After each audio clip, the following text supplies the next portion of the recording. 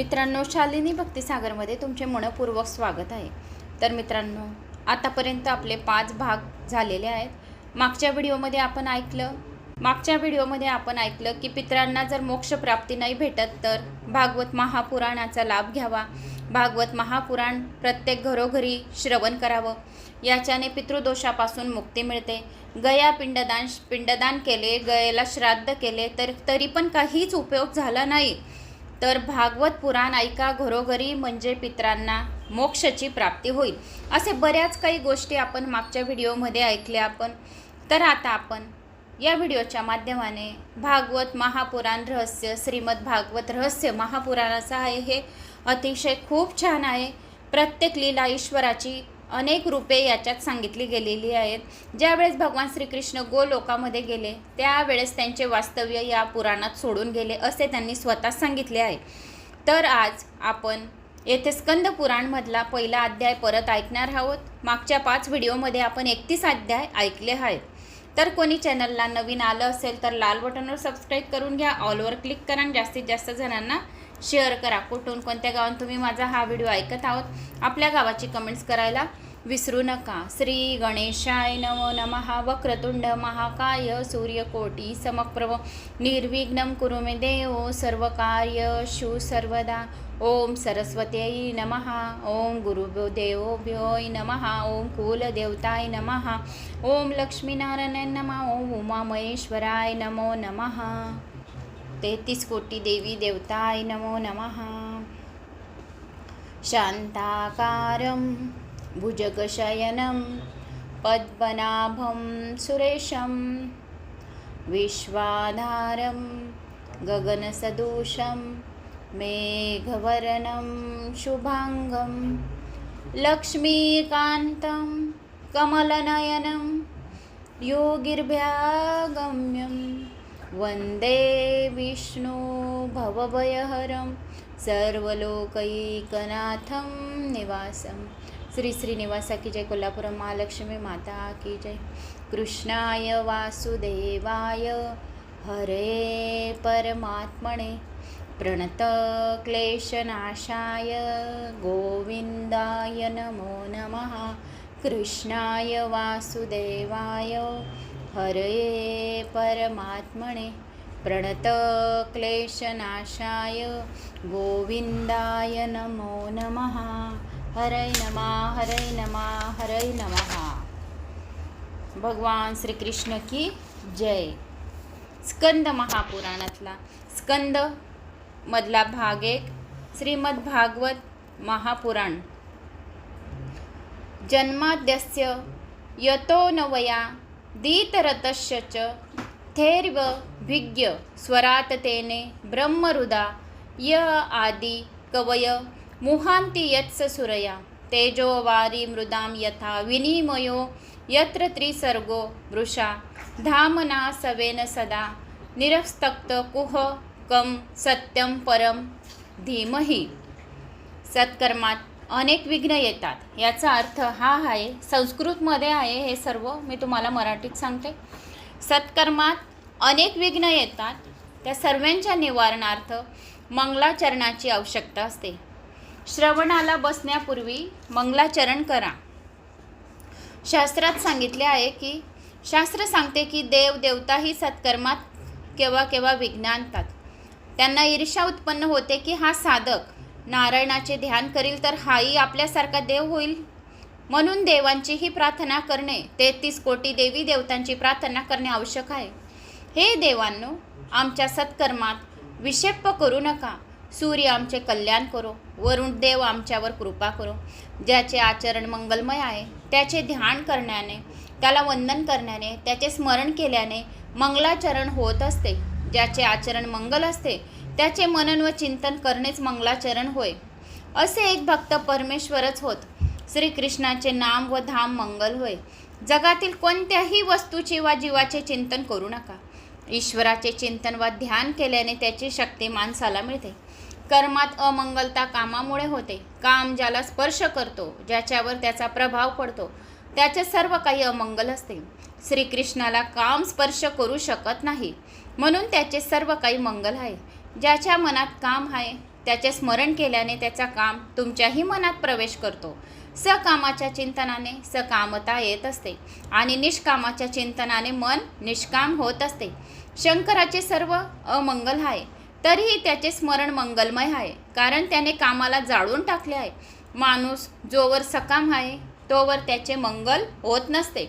ईश्वर पूर्णतः निष्काम आहे, म्हणून त्याचे ध्यान करा, स्मरण करा. परमात्मा बुद्धीच्या पलीकडे आहे. श्रीकृष्णाचे ध्यान करणारा निष्काम बनत जातो. श्रीकृष्णाचे ध्यान सतत करणे जमले नाही तर हरकत नाही, पण जगातील स्त्री पुरुषांचे ध्यान मात्र कधीही करू नका. ओम नमो भगवते वासुदेवाय नमः या मंत्राचेच ध्यान करत राहा. थोडासा विचार केल्याने हे लक्षात येईल की मन का बिघडते. जगाच्या चिंतनाने मन विकृत होत असते. प्रभूचे चिंतन स्मरण केल्याने मन सुधरते. जीव अमंगल आहे, प्रभू मंगल आहे. माणसाची कामवृत्ती जर नष्ट झाली तर त्याचे सर्व काही मंगल होते. जो कामाच्या अधीन नाही त्याचे नाही मंगलच होत असते. काम ज्याला मारू शकतो, पराभूत करू शकतो तो जीव होय, आणि कामाला जो मारू शकतो, पराभूत करू शकतो तो ईश्वर होय. भागवतात 3 मंगलाचरण आहेत.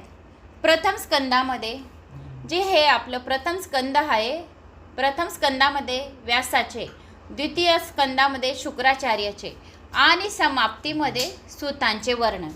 व्यासांनी ध्यान करताना म्हटले आहे की एकाच स्वरूपाचे वारंवार चिंतन करा, मनाला प्रभूच्या स्वरूपात स्थिर करा. एकाच स्वरूपाचे वारंवार चिंतन केल्याने मन शुद्ध होते. परमात्म्याचे कोणतेही स्वरूप इष्ट मानून त्याचे ध्यान करावे. ध्यानाचा अर्थ हा आहे मानस दर्शन. राम, कृष्ण, शिव किंवा कुणीही स्वरूपाचे ध्यान करा असे व्यासांनी मंगलाचरणामध्ये सांगितले गेले आहे. एका कृष्णाचेच ध्यान करा असा व्यासांचा आग्रह नाही.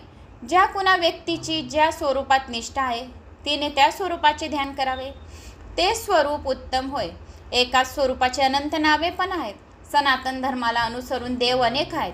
व्यासांच्या मंगलाचरणात पुन्हा एका देवाचा उल्लेख नाही. ईश्वर एकच आहे, त्याची फक्त नावे व स्वरूप अनेक अनेक आहेत. एकम सदविप्रा बहुधा वंदती. ईश्वराची रूपे अनेक आहेत पण तत्व मात्र एकच आहे. दिव्यासमोर ज्या रंगाची कास धराल त्या रंगाचा प्रकाश पडेल. पूजन कोणत्याही देवाचे करा, पूजन कोणत्याही देवाचे करा, पण ध्यान मात्र एका ईश्वराचेच करा. रुक्मिणीची भक्ती अनन्य आहे, ती पूजन देवीची करते, ध्यान मात्र श्रीकृष्णाचे करते. पूजन देवीची करते आणि ध्यान कृष्णाचे करते. सर्व देवांना नमस्कार करा, पण मात्र ध्यान एकाच देवाचे करा. ज्या स्वरूपाची आपल्याला आवड असेल, ज्यावर आपली श्रद्धा असेल त्याचे स्वरूपाचे ध्यान करा. ध्यान, दाता, देह यात एकत्व असणे जरुरी आहे. जर कोणी बाजूची बाई येऊन तुम्हाला सांगितलं की श्री कृष्ण मला प्रसन्न होतात, तर खाटूश्याम बाबा मला प्रसन्न होतात, आणि तुमची श्रद्धा नारायणावर आहे, बालाजीवर आहे, तर तुम्ही देव एकच आहे. खाटूश्याम बाबा, बालाजी महाराज, नारायण भगवान एकच आहे, पण तुमची श्रद्धा बालाजी महाराजवर आहे ना जास्त. पण तुम्ही खाटूश्याम बाबाचे ध्यान बाजूची बाई करते तर तिला ते प्रसन्न होतात, कारण ती ध्यान खाटूश्याम बाबाचे करते, नामस्मरण खाटूश्याम बाबाचं घेते. आपण नामस्मरण तिरुपती बालाजीचे करतात.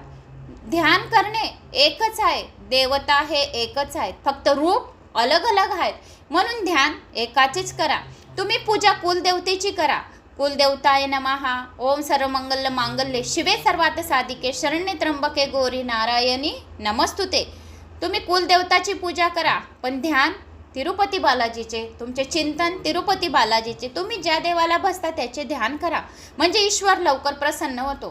त्याच स्वरूपाचे ध्यान करा. ध्यान, दाता, देह यात एकत्व असणे जरुरी आहे, आणि असे एकत्व साधल्यावर भगवंत प्राप्ती होत असते. ध्यानाच्या वेळी इतर कुणाचे चिंतन करू नका. बाजूची बाई काय करते, वरची बाई काय करते, तिने कोणती साडी आणली, तिने कोणती पर्स आणली. ध्यानाच्या वेळी फक्त चिंतन, श्रीकृष्णाचे चिंतन. कोण काय करत आहे, कोण आपल्याला बोलत आहे, कोण आपल्याला टोमणे मारत होतं, कोण आपल्याला काय बोलत होतं, त्याचे ध्यान करायचे नाही आहे. आपल्याला काय ध्यान करायचे आहे, भगवान श्रीकृष्णाचे, नारायणाचे, जे तुमचे इष्टदेवता आहेत त्याचे ध्यान करा. पुन्हा चेतन व्यक्तीचे ध्यान करा, जड वस्तूंचे नको. जे जड वस्तू आहेत, जे आपल्याला ज्याच्यापासून आपल्याला त्रास होतो, तर अशा वस्तूंचे ध्यान करूच नका. त्यांना मेमोरीतून डिलीटच करून टाका. ध्यान करायचे आहे तर श्रीकृष्णाचेच करा. अनेक जन्मापासून या मनाला भटकण्याची सवय झाली आहे. ध्यानाला बसले की सर्वप्रथम पुरा संसार त्याच्या मनात येतो. ध्यानाला बसले म्हणजे पुरा संसारच त्याच्या मनात येतो. आपण साधे मंदिरात जा, शिव मंदिरात, घरी का भाजी जळत आहे, दूध का उतू गेलं, दूध का उघडं आहे, भाजी का उघडी आहे, नळ का चालू आहे, गिझर का चालू राहून गेलं, कपड्यांचं मशीन का बटन बंद केलं की चालू केलं, रेग्युलेटर गॅसचं बंद केलं की चालू केलं. त्या शिव मंदिरात बसताना आपल्याला संसाराचे विषयचे सर्व मनात येतात. घरात काय केलं, काय नाही, पंखा का चालूच राहून गेला, दरवाजे बंद केले की नाही, कारण हे संसाराचे विषय आहे. ध्यानाला बसले म्हणजे ओम नमः शिवाय या मंत्राचा जप करा. पाणी टाकता टाकता भगवान शिवाचे ध्यान करा, भगवान श्रीकृष्णाचे ध्यान करा. शिव मंदिरात बसले शिवाचे ध्यान करा, कृष्ण मंदिरात बसले कृष्णाचे ध्यान करा, ज्या मंदिरात बसले आहे त्या देवाचे ध्यान करा. आपण ध्यानाला बसले म्हणजे काय येतं? सर्वप्रथम संसाराचे विषय, ते विषय मनात येऊ नये यासाठी परमेश्वराचे नामस्मरण वारंवार करा, जेणेकरून मन तुमचं स्थिर होईल, पाण्यासारखं होईल. मोठ्या स्वरूपात नामकीर्तन करा. कृष्ण कीर्तनाने जगाचे विस्मरण होते. जर आता आपण ही भागवत पुराण ऐकत आहे तर आपले जगाचे विस्मरण होईल. जगाचे म्हणजे आपल्या मुलांचे, आपल्या पतीचे, आपल्या मुलीचे, यांचे नाही. बाजूची बाई काय करते, वरची बाई काय करते, जर आपण कोणाची निंदा नसेल ती पण करत बसले असता, या कोणाचं वारंवार निंदा नसेल ती करत होते ज्या व्यक्तीची, तर तिची आता आपल्याला विस्मरण पडेल, ती आपल्याला आठवण येणार नाही. कारण आपण आता भागवत पुराण ऐकत आहे ना, तर आपले भागवत असे आहे, भगवान श्रीकृष्ण असे जे वाईट कर्म आपण करत होतो, बुरे कर्म काही करत होतो, आपण याची त्याची टाळणी तपासणी करत होतो, फोन लावून काही तपासणी करत होतो, तर हे काय होईल? विस्मरण होईल. कृष्ण कीर्तनाचे आता आपल्याला ध्यास लागेल. कारण भागवत पुराण असं आहे की तो कृष्णाचेच ध्यान लावून देतो आपल्याला आणि जगाचे विस्मरण होते. परमेश्वराचे मंगल स्वरूपाचे दर्शन करताना कीर्तन करा. वाणीने कीर्तन करावे, डोळ्यांनी रूप बघावे, म्हणजे मन शुद्ध आणि पवित्र होते. परमेश्वराचे ध्यान केल्याने मन शुद्ध होते. दान किंवा स्नानादिकांनी चित्त शुद्ध होत नसते. संसाराचे सतत चिंतन करत राहिल्याने विकृत झालेले मन ईश्वराचे सतत चिंतन केल्याशिवाय शुद्ध होणार नाही. ध्यानाशिवाय मनोमिलन होऊ शकत नाही. डोळ्यांनी भगवंतांचे दर्शन आणि मनाने स्मरण कराल तरच तुम्हाला परमात्म्याची शक्ती मिळेल. ईश्वराचे ध्यान करण्याने ईश्वराची शक्ती जीवाला मिळत असते. ध्यान केल्याने ईश्वर आणि जीव यांचे ऐक्य होते. ध्यानाशिवाय ब्रह्मसंबंधी होऊ शकत नाही. ध्यानाची परिपक्व दशा समाधी होय. वेदांतात इलाज जीवनमुक्ती म्हणतात. समाधी दीर्घ काळ राहिल्याने ज्ञानांना जिवंतपणीच मुक्तीचा आनंद मिळू शकतो. या भागवत पुराणात वारंवार सांगितले आहे की ध्यान करा, जप करा. प्रत्येक चरित्रात या सिद्धांतांचे वर्णन केले गेले आहे. याला पुनर्वृत्ती दोष म्हणतात. तर याला पुनर्वृत्ती दोष म्हणता येणार नाही. जो भागवत पुराण ऐकेल तर त्याला पुनर्वृत्ती, जे काही दोष आहे वारंवार जे होत आहेत, काही आपल्याने अघटित होत होत्या, काही आपण असं चाहून, याने आपल्याला असं आहे नाही की आपण म्हणजे आपल्याला माहिती आहे आणि आपण ते दोषारोपण करत आहे, तर ते आपल्या हातून घडत होते. आता आपण पुराणांचं श्रवण करत आहेत तर हे आपल्याकडून दोष घडणार नाही. एखाद्याला सिद्धांताला बुद्धी स्थिर करवायची असेल तर सिद्धांतात वारंवार सांगितले पाहिजे. भागवताच्या प्रत्येक स्कंदात या जप ध्यानाची कथा आहे. ध्यानाशिवाय ईश्वराचा साक्षात्कार होऊ शकत नाही. वसुदेव देवकीने 11 वर्ष ध्यान केले होते, तेव्हा त्यांना भगवंताची प्राप्ती झाली होती. भागवताचा आरंभ ध्यान योगाने झालाय. जो माणूस ईश्वराचे ध्यान करीत असतो तो भगवंताला अतिशय प्रिय असतो. साधन मार्गाचा आश्रय घेऊन ज्ञानी मुक्ती होत असतो. ज्ञानी भेदाचा निषेध करतो. ज्ञान मार्गाचे लक्ष्य आहे ज्ञानाने भेद दूर करणे, भक्तीने भेद नाहीसा करणे. भक्तीचा मार्गाचे लक्ष्य आहे देह एकच आहे म्हणून भागवताचा अर्थ ज्ञानपर तसाच भक्तीपरही होऊ शकतो. मार्ग व साधन भिन्न भिन्न आहेत पण ध्येय एकच आहे. यामुळे सगुण व निर्गुण दोहांची आवश्यकता आहे. तसा तर ईश्वर अरूप निराकार आहे, परंतु वैष्णव ज्या स्वरूपात तन्मय होतो ते रूप ईश्वर धारण करतो. सगुण निर्गुण दोन्हीही स्वरूपाचे भागवतात निरूपण आले आहे. निर्गुण रूपाने प्रभू सर्वत्र आहे आणि सगुण रूपाने श्रीकृष्ण गोलोकामध्ये विराजमान आहे. इष्टदेवावर पूर्ण विश्वास ठेवून असे ठाम समजा की जगातील सर्व जड चेतन पदार्थात भगवंताचा वास आहे. क्रिया आणि लीला यात अंतर आहे. प्रभू जो करतो ती लीला आणि जीव जो करतो ते कर्म बंधनकारक आहेत, कारण त्यात कर्त्याची आसक्ती, स्वार्थ आणि अहंकार असतो. ईश्वराची लीला बंधनापासून मुक्त करते, कारण असे की ईश्वराला स्वार्थ व अभिमान शिवू शकत नाही. मनुष्याला स्वार्थ आणि अभिमान शिवू शकतात. ज्या कर्मात कर्तृत्वाचा अभिमान नसतो ती लीला होय. जीवाला परमानंदाचे दान करण्यासाठीच केवळ प्रभू लीला करीत असतो. लोण्याची चोरी, रास इत्यादी सर्व उपक्रमांना व्याज्य लीला म्हणतात. श्रीकृष्ण लोण्याची चोरी करतात, पण स्वतः करता नव्हे तर मित्रांसाठी. व्यास महर्षी ब्रह्मसूत्रात लिहितात, लोकवत्तु लीला कैवल्यम दैवी जीवांच्या कल्याणासाठीच भगवंत सामान्य माननासारखे चरित्र घडवतात. जगाची उत्पत्ती ही देवाची लीला होय. स्थिती व विनाशी लीलाच होय. विनाशातही आनंद आहे. सर्वांचा द्रष्टा मीचा नाशाचा होय. नाश होण्याला ही ज्ञानी पुरुष लीला म्हणतात. ईश्वराचा अंश, परंतु हा मी अहंकार रूप नसावा. भगवंताच्या ध्यानात जर तन्मयता आली नाही तर संसाराचे चिंतन सुरू राहील. त्याला सोडण्याचा प्रयत्न करा. ध्यानाच्या वेळी प्रथम सांसारिक विषय डोळ्यासमोर उभे राहतील. प्रत्येक साधकाचा हाच अनुभव आहे. ईश्वराचे ध्यान जर जमले नाही तर हरकत नाही, पण संसाराच्या नरनारीचे धनसंपत्तीचे ध्यान मात्र लागू नये. दर्शन केल्यानंतर सुद्धा ध्यानाची आवश्यकता असते. मंदिराच्या ओट्यावर बसण्याच्या प्रत्येशी भगवंताचे ध्यान हाच हेतू आहे. मंदिरात ज्या स्वरूपाचे दर्शन केले असेल त्याचेच ध्यान व चिंतन ओट्यावर बसून करावे. सत्कर्म करताना अनेक विघ्न उपस्थित होतात, त्यांचा नाश परमेश्वराच्या ध्यानानेच होतो. मंगलाचरण व्यास लिहितात, सत्यम परम धीमहि, सत्य स्वरूप परमेश्वरांचे आम्ही ध्यान करतो असे व्यासांनी लिहिले आहे. कारण की जर मी ते कृष्णाचे ध्यान करतो असे म्हणाले तर शिवभक्त, दत्तभक्त, देवी भक्त ना असे वाटल असते की भागवत हा ग्रंथ श्रीकृष्ण भक्ताचाच आहे. भागवत हा ग्रंथ श्रीकृष्णाचाच आहे. व्यासांनी कोणत्या विशिष्ट स्वरूपाच्या ध्यानाचा निर्देश केला नाही, केवळ सत्य स्वरूप प्रभूचे ध्यान करण्यास सांगितले आहे. ज्या कुणाला जे कोणती स्वरूप आवडत असेल त्याचे ध्यान करावे.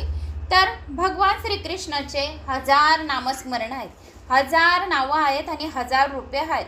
तर कोणत्याही एका रूपाचे ध्यान करा. तुम्हाला जे नाव आवडतं, जे रूप आवडतं त्या रूपाचे ध्यान करा. मला तिरुपती बालाजीचे रूप आवडते, तिरुपती बालाजीचे ध्यान करायला आवडते, तर 1000 नावांमधून मी बालाजीचे ध्यान करते, नारायणाचे ध्यान करते, विष्णू भगवानचे ध्यान करते.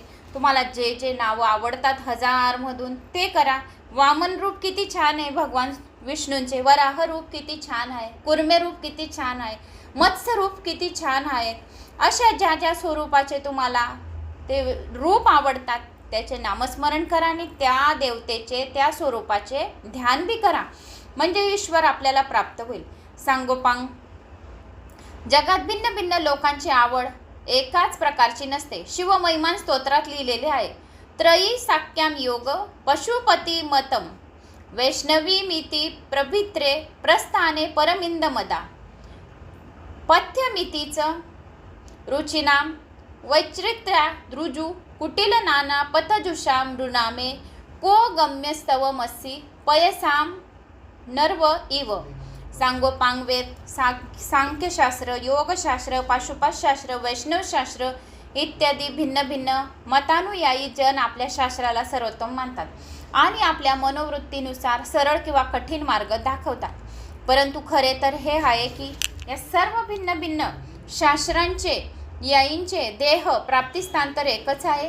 ज्याप्रमाणे वाकड्या तिकड्या वाहणाऱ्या सर्व नद्या एका समुद्राला जाऊन मिळतात, त्याप्रमाणे हे सर्व भिन्न भिन्न मतानुयायी उपासक एका सत्य स्वरूपात परमात्म्यात जाऊन मिळतात. प्रत्येकाची आवड व श्रद्धा निरनिराळी असते. म्हणून परमात्मा शिव, गणेश, राम, कृष्ण आणि विविध रूपे धारण करतो. सत्य हे अबाधित अपरिवर्तनशील असते. सुख दुःख लाभ हानी यामुळे परमेश्वराच्या स्वरूपात काही फरक पडत नाही. गीतेत भगवंत म्हणतात, दुःखेश वन दिग्रमना सुखेशु विगत स्पृह. दुःखाच्या वेळी ज्याचे मन उदेग्रहित असते व सुखाच्या वेळी जो निस्पृह असतो स्थित प्रज्ञ समजावा. श्रीकृष्णाने आपल्या वचनानुसार जीवन घालवले. सुखदुःखाच्या वेळी तो समाचित्त राहिला. प्रभू रामचंद्रांना राज्य अभिषेक व वनवासाच्या वेळी एकाग्र प्रकारचा आनंद वाटत होता. 16,000 राण्यांची सेवा घेताना, सोन्याच्या द्वारकेत वास करताना आणि सर्व नाश होताना प्रभू श्रीकृष्णांना एकाच प्रकारच्या आनंदाचा अनुभव येत होता. श्रीकृष्ण उद्धवला म्हणतात, उद्धवा, हे जग मिथ्या आहे, केवळ मीच एक सत्य आहे. जग असत्य आहे, परमेश्वर सत्य आहे. भूत, वर्तमान, भविष्य या तिन्ही काळात जे एक सारखे असते ज्यात कोणताच बदल होत नाही ते सत्य होय. यामुळेच व्यास म्हणतात की आम्ही सत्याचेच ध्यान करतो, पुन्हा इतर देवाचे नाही. म्हणून सत्याची स्नेह भाव ठेवा. जर सुखी व्हायचे असेल तर सत्य स्वरूप परमात्म्यावर प्रेम करा. जग असत्य आहे, जगातील पदार्थ दुःखीदायी आहेत. या कारणानेच ज्ञानी पुरुष जगाचे चिंतन न करता जग अनित्य आहे असे वारंवार मनाला सांगतात. ज्यांना परमेश्वराचे प्रत्यक्ष ज्ञान होते ते जगाला काही मानत नाही. स्वप्नातून जागे झाल्यानंतर ज्याप्रमाणे स्वप्न मिथ्या वाटत असते त्याप्रमाणे भगवंताच्या साक्षात्कारानंतर जग मिथ्या वाटते. ईश्वराचे एकच स्वरूप असते, त्याच्यावर काम, क्रोध, लोभ आदीचा परिणाम होत नाही. ईश्वर स्वतः आनंद रूप आहे. ईश्वराशिवाय जे काही दृष्टीस पडते ती सर्व माया आहे, असत्य आहे, भास मात्र आहे. कोट्या रुपयाचा कोणालाही मोह उत्पन्न होत नाही. त्याप्रमाणे या असत्य नकली संसाराचा लोभ धरू नका. स्त्री पुरुष मिलिंद सुखद आहे, पण वियोग अति दुःखद असतो. वियोग अवश्य होणार हे लक्षात घेऊन या. जगातील जीवांशी प्रेम करू नका. परमात्मा अविनाशी आहे म्हणून त्याच्यावर प्रेम करा. अंधारात दोरी सर्पासारखी भासते, पण तीच प्रकाश पडल्यावर कळल्यानंतर हीच दोरी आहे, साप नाही असे ज्ञान होते. या सर्परजू न्यायाने या असत्य जगाला अज्ञानी मनुष्य सत्य मानतो. ईश्वराचे ज्ञान नसल्यामुळेच मनुष्याला जगाचा भास होतो. हे जग सत्य आहे असे वाटते. तसे तर दृश्य जग भ्रामक आहे, मिथ्या आहे, पण परमात्म्यावर आधारित असल्यामुळे ते सत्य आहे असे भासते.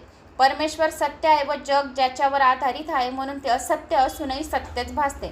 जगाचे अधिष्ठान आधार ईश्वर आहे. ईश्वर सत्य आहे म्हणून जगही सत्य वाटते. जरी राजाने नकली मोत्यांचा हार घातला असेल तरीही तो राजा असल्यामुळे तो हार खऱ्या मोत्यांचा आहे असे लोक समजतील. गरीब माणसांच्या खऱ्या मोत्यांचा हार तो गरीब असल्यामुळे लोक खोट्या मोत्यांचाच मानतील. याचप्रमाणे हे जग नकली मोत्यांचा हार आहे व तो ईश्वराने आपल्या गळ्यात घातला आहे. जगात राहत असतानाही जगाला मिथ्या माना. दृश्यमान वस्तू नाशवन आहे. यद दृष्टम तदम नष्टम. म्हणून ब्रह्म दृश्यमान जगाला केवळ आभास माना. भागवताच्या पहिल्या अध्यायाचा दुसरा श्लोक भागवताच्या प्रस्तावना रूप आहे. भागवत श्रवणाचा अधिकारी कोण इत्यादी विषयांचे विवरण दुसऱ्या श्लोकात केले गेले आहे. धर्म प्रोजिक्त कैतवोत्र परमो निर्मत्सराणाम सताम वैद्यम वास्तव मंत्र वस्तुशिवदम तापत्रयोन मूलनम. याचा अर्थ असा की श्रीमद भागवतात प्राणीमात्रावर दया करणारे मत्सररहित जे सत्पुरुष त्यांना आधारभूत ईश्वर आराधन रूप निष्काम असा परम धर्म सांगितला आहे आणि जे परमात्मा रूप जाणण्यास योग्य परम सुखदायी आध्यात्मिक आदिभौतिक आदिदैविक तापहरण करणारे परमात्मा रूप तत्व आहे त्याचे भागवतात वर्णन आलेले आहे. प्रोजित कैतवो धर्म. ज्या धर्मात कोणतेच कपट नाही असा निष्कपट धर्म भागवताचा विषय आहे. मनुष्य सत्कर्म करतो तो त्या कर्माच्या फलाची इच्छा धरतो म्हणून ते सत्कर्म होत नाही व निष्कपट धर्मही होऊ शकत नाही. निष्काम कर्मात दोष शम्य आहेत, सकाम कर्मात दोष अशम्य आहेत. नारदांनी वाल्मिकांना राम मंत्राचा जप करण्यास सांगितले. वाल्मिकांनी चुकून रामऐवजी मरा केले आणि मरा असा जप सुरू केला तरीही त्यांना फळ राम मंत्राचेच मिळाले. अति पापी माणसाच्या तोंडून राम नाम सहजरीतीने निघत नाही. भगवंताच्या हृदयात प्रवेश झाला म्हणजे पापाला बाहेर निघावेच लागते. म्हणून पाप हे भगवंताचे नाव घेऊ शकत नाही. सेवेचे फळ सेवाच होय. मुक्तीची आशा करू नका. भागवताचा मुख्य विषय आहे निष्काम भक्ती. जेथे भोगेचे असते तेथे भक्ती घडत नाही. भोगासाठी केलेले भक्तीने भगवत प्रसन्न होत नाही. भोगासाठी भक्ती करणाऱ्याला संसार प्रिय असतो, भगवंत नव्हे. भगवंतासाठीच भक्ती करा. भक्तीचे फळ भगवंत मिळायला पाहिजे, संसार सुखे नाही. ज्याला असे वाटते की भगवंताने आपले काम केले पाहिजे किंवा भगवंत माझ्या कामात पडला पाहिजे त्याला वैष्णव म्हणता येणार नाही. देवाला कोणी संतती मागतो, कोणी धन मागतो तेव्हा भगवंताला वाटते माझ्यासाठी मंदिरात कोणी येत नाही. येतात ते आपले स्वार्थासाठी मनोरथ पूर्ण करण्यासाठीच येतात, मला भेटण्यासाठी कधीच येत नाही. म्हणून केव्हाही भगवंताला भेटायला जायचे आहे तर काहीच मागू नका. त्याला प्रेमाने आलिंगन द्या, प्रेमाने त्यांची पूजा करा. तो खरा वैष्णव होय आणि तोच खरा भक्त होय की त्याच्या हृदयात भक्तीचा मार्ग आणि स्वतः नारायण विराजमान आहेत. असं हे शब्द हे वर्ड वाचून सुद्धा अतिशय वाईट वाटत आहे की देव स्वतः म्हणतो की तुम्ही माझ्या दरबारात येतात तर मला हे दे, मला ते दे, मला धन दे, मला संतती दे, सर्व माझ्या इच्छा पूर्ण कर. म्हणजे मला भेटायला कुठे येत आहेत तुम्ही? त्याच्यामध्ये तुमचा स्वार्थ आहे. तर तुम्ही स्वार्थासाठी येत आहेत. तुम्ही मला भेटायला या. ज्या दिवशी मला भेटायला येणार तेव्हा तुमच्या मनात कोणतीच गोष्टीची तुम्ही मागणी करणार नाही. मी तुमच्या मनात येऊन स्वतः तुमच्या सर्व इच्छा पूर्ण करून देईल. तर त्याला निस्वार्थ सेवा असे म्हणतात. माझ्यासाठी मंदिरात कोणी येत नाही, येतात तर ते आपले स्वार्थ मनोरथ पूर्ण करण्यासाठीच येतात. खरा वैष्णव तर भगवंताला म्हणेल की देवा, की माझी ज्ञान इंद्रिया, कर्म इंद्रिया, मन इत्यादी सर्व काही तुमच्या चरणी अर्पण करण्यास मी तयार आहे आणि आलो आहे. खरा वैष्णव तर देवाला नाही मागत, दर्शन आणि मुक्ती मागतो. तो मागतो फक्त सेवेतली तन्मयता. मागण्याने प्रेमाची धारा खंडित होते, प्रेमाचे प्रमाण घटू शकते. म्हणून भगवंताकडे काहीही मागू नका, भगवंताला आपला ऋणी बनवा. प्रभू रामचंद्रांनी राज्याभिषेकाच्या वेळी सर्व वानरांना भेट म्हणून पारितोषिके दिली, पण हनुमंताला काही दिले नाही. म्हणून सीतेला वाईट वाटले. ती रामाला म्हणाली, हनुमंतालाही काही द्या. श्री रामचंद्र म्हणाले, त्याला मी काय देऊ? त्यानेच माझ्यावर कितीतरी उपकार करून मला ऋणी करून ठेवले आहे. तो माझ्या भक्त आहे. श्रीराम या नावाचा जप करतो, पण तू माझ्याकडून एक शब्द सुद्धा मागत नाही. तो काहीच मला मागत नाही, बल्कि मी त्याचा ऋणी झाला आहे. मी त्याला काय देऊ? त्याचं ऋण मी हे केव्हा फेडू?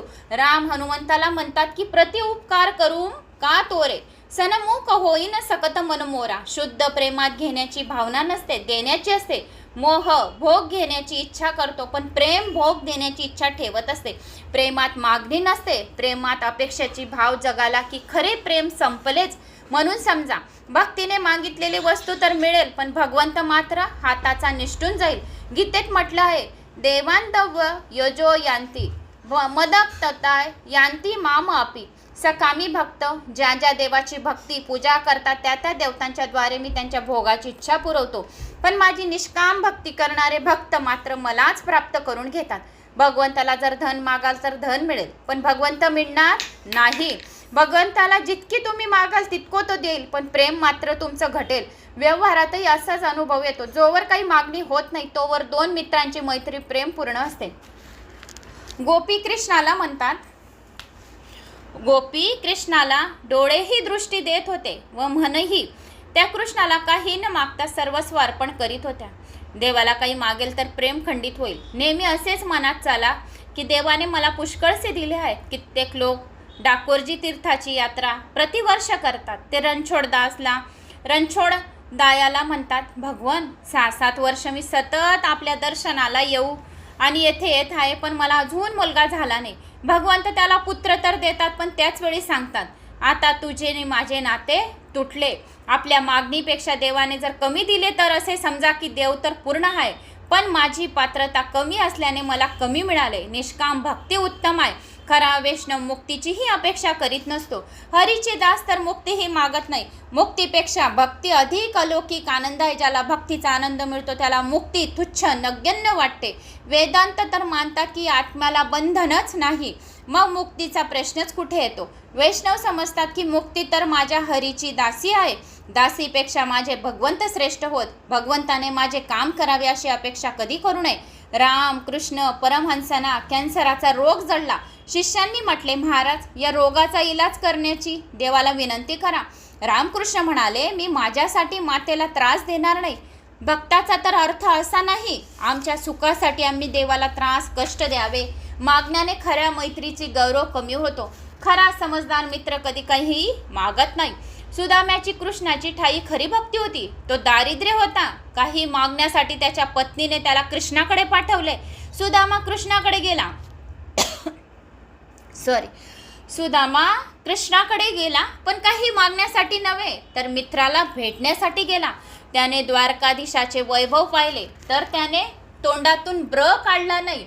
त्याच्या पत्नीने त्याला सांगितले की आपण खूप गरीब आहेत, तर आपल्या गरिबी दूर व्हावी, तर हे दारिद्र्य दूर व्हावे. तुम्ही श्रीकृष्णाचे परम मित्र आहात, तर तुम्ही श्रीकृष्णाकडे जा आणि आपली दूर करा हे सर्व दारिद्र्य. भगवान श्रीकृष्ण आपल्यावर खूप प्रसन्न होईल. या हेतूने सुदामाच्या बायकोने त्याला मित्राकडे पाठवलं. पण सुदामाची तोंडातून काय नाही निघालं, ब्र असं सुद्धा निघालं नाही. त्याला वाटले की भेटीमुळेच जर देवाचे डोळे पाणवले तर दारिद्र्याची कथा ऐकून त्याला कितीतरी दुःख होईल. माझ्या दुःखाचे कारण तर माझे कर्म होय, माझ्या दुःखाची गाथा ऐकून त्याला कितीतरी दुःख होईल, असा विचार करून सुदामाने भगवंताला काही मागितले नाही. सुदामाची एकच इच्छा होती, की मूठभर आणलेले पोहे कृष्णाने खावेत. भगवंताने जाणले की हा घेण्यासाठी नव्हे तर देण्यासाठी आलाय. ईश्वर आमचे सर्वस्व प्रथम हरण करतो, नंतर आपले सर्वस्व आपल्याला देतो. जीव निष्काम झाल्यावर भगवंत त्याची पूजा करतात. भक्त जेव्हा निष्काम होतो तेव्हाच भगवंत त्याला स्वरूपाचे दान देत असतो. जीव जेव्हा आपले जीवत्व सोडून ईश्वराची द्वारी जात असतो तेव्हाच भगवंत ईश्वर तत्व विसरून भगवंताला भेटत असतो. सुदामा 10 दिवसाचा उपाशी होता, तरीही त्याने आपले मूठभर पोहे प्रभूला अर्पण केले. सुदामाचे पोहे मूठभरच होते, तरी पण त्यावेळी तेच त्याचे सर्वस्व होते. तसे पाहिले तर मूठभर पोह्यांची किंमत काहीच नव्हती, पण किंमत होती सुदामाच्या प्रभूच्या प्रेमाची. जर माझ्यासाठीही थोडे कष्ट देवाला पडले तर माझी भक्ती व्यर्थ होय, निष्फळ होय, असे समजा. देवाला काहीही मागू नका, न मागितल्याने देव तुमचा ऋणी होईल. गोपींनी देवाला काहीही मागितलं नव्हतं, म्हणून देवाकडे मागून आपण देवाची आपली साथ सोडून देतात. म्हणून कधीही देवाला काही एकसारखे मागू नका. तुम्ही जेवढे देवाला मागत राहणार तेवढे देव तुमच्यापासून दूर जाईल. म्हणून देवाजवळ फक्त तुम्हाला जी पूजा अर्चना भक्ती साधना करायची आहे तर देवाला ऋणी करून घ्या. देवाला मागितल्यावर देवाची आपली भक्ती कमी होते, प्रेम कमी होतं. तर देवाला काहीही मागू नका. न मागितल्याने देव तुमचा काय होईल, ऋणी होईल. गोपींनी देवाला काहीही मागितले नाही, त्याची भक्ती निष्काम होती, म्हणून भगवंत गोपीचा ऋणी बनला. गोपी गीतातही त्या भगवंताला म्हणतात, देवा आम्ही तुझ्या निशुल्क शूद्र दासी आहेत, म्हणजेच निष्काम भावनेने सेवा करण्यासाठी दासी आहेत. याचप्रमाणे कुरुक्षेत्रातही जेव्हा त्या कृष्णाला भेटल्या तेव्हाही त्या देवाला काहीही मागत नाही, तर एवढीच इच्छा करतात की संसार कूपपती तो तर नावलंब गेहम जुषामपी मनुष्य दिहात सदाना. संसारूपी कूपात पडलेल्यांना बाहेर काढण्याची शक्ती ज्या चरणात आहे ते आपले चरण घरात राहत असतानाही आमच्या मनात वसत राहोत. एक गोपी उद्धवाला विचारते, तुम्ही कुणाचा संदेश घेऊन आला आहात? कृष्णाचा, तो तर येथेच उपस्थित आहे. लोक म्हणतात की कृष्ण मथुरेला गेला, पण ते म्हणणे चुकीचे आहे. आमचे कृष्ण तर सतत आमच्या जवळ आहेत, रात्रंदिवस त्यांच्या सहवासात आम्ही राहत आहोत. गोपीचे प्रेम शुद्ध आहे, त्या जेव्हा हाक मारतात तेव्हा स्मरण करतात तेव्हा भगवंताला प्रकट व्हावेच लागते. गोपीची निष्काम भक्ती तितकी सत्वशील आहे की ती देवाला ओढतच आणते. देवाला तर सतत जवळ बाळगल तर तुम्ही जेथे जाल तेथे तुम्ही भक्ती करू शकाल. म्हणून तुकोबाराया म्हणतात की खायला न मिळाले तरी चालेल, पण क्षणभर तुझा वियोग न व्हावा. भगवंत उद्धवाला म्हणतात, उद्धवा माझ्या गोपी माझ्याशी तन्मय, माझ्यातच चित्त ठेवणाऱ्या मदर्थ ते व्यक्त देही काय. गोपीचा आदर्श डोळ्यासमोर ठेवा आणि भगवंताची भक्ती करा. सुदामाची निष्काम भक्तीची आठवण करा, भगवंताची भक्ती करा. सुदामा गोपी यांच्यासारखी भक्ती शिका. तुम्ही आपले सर्वस्व देवाला अर्पण करा, म्हणजे देवही आपले सर्वस्व तुम्हाला देईल. निष्काम भक्तीच भागवंताचा मुख्य विषय आहे. निष्काम भक्ती श्रेष्ठ भक्ती होय. निष्काम भक्तीचे श्रेष्ठ उदाहरण म्हणजे गोपीचे कृष्णावरील निष्काम ममत्व आणि प्रेम होय. निष्काम भक्तीचे श्रेष्ठ उदाहरण श्रीकृष्णाचे सुख. निष्काम भक्तीचे श्रेष्ठ उदाहरण म्हणजे गोपीचे कृष्णावरील निष्काम प्रेम ममत्व. गोपींना तर मुक्तीचीही अपेक्षा नव्हती. श्रीकृष्णाचे सुख तेच आपले सुख असे गोपी मानत असे. एक सखी उद्धवाला म्हणाली, श्रीकृष्णाच्या वियोगात आमची दशा कशी होते ते तुम्ही पाहिलेच आहे. मथुरेला गेल्यानंतर श्रीकृष्णाला सांगा की जर आपण मथुरेत सुखाने राहत असाल तर आमच्यासाठी सुखासाठी व्रजात येण्याचे परिश्रम करू नका. आमचे प्रेम आमच्या सुखासाठी नाही तर श्रीकृष्णाला सुखी करण्यासाठी आहे. श्रीकृष्णाच्या विरहाने आम्ही दुःखी आहोत, आम्ही रडतो देखील आहेत. पण जर आमच्या वाचून कृष्ण मथुरेत सुखाने राहत असेल तर त्याला मथुरेमध्येच सुखाने राहू द्या. आमच्या सुखासाठी त्याने येथे येण्याचे कष्ट करू नये. पण जर येथे येण्यात सुख वाटत असेल तर त्याने व्रजात अवश्य यावे. दुसऱ्यांच्या सुखात सुख मानणे खऱ्या प्रेमाचे लक्षण होय. शांडिल्य ऋषींनी आपल्या भक्तीत सूत्रात म्हटले आहे, तत सुखे सुखितम प्रेम लक्षणम. जे शांडिल्य ऋषी होते तर त्यांनी गणेश पुराणात तुम्हाला सांगितले शांडिल्य ऋषीचे महत्त्व किती आहे. तर जे शांडिल्य ऋषी होते जे शांडिल्य ऋषी होते तर मी तुम्हाला सांगितले होते की त्याचे महत्त्व खूप आहे. माझे प्रेम जर खरे असेल तर कृष्ण अवश्य गोकुळात परत येईल. तोपर्यंत मी विरह दुःख सहन करीत राहीन. म्हणूनच श्रीकृष्ण म्हणतात, गोकुळात गोपीच्या सहवासात मला जो आनंद मिळाला तो मला द्वारकेत मिळत नाही. गोपीचे प्रेम निष्काम आहे. जो भगवंताचा आश्रय घेतो तो निष्काम होतो. गोपीच्या अशा निष्काम भक्तीने देव गोपीचा ऋणी बनला. श्रीकृष्ण एकदा आजारी पडले. आजारी झाल्याचे नाटक केले भगवान श्रीकृष्णाने. कोणतीच औषधी लागू पडली नाही.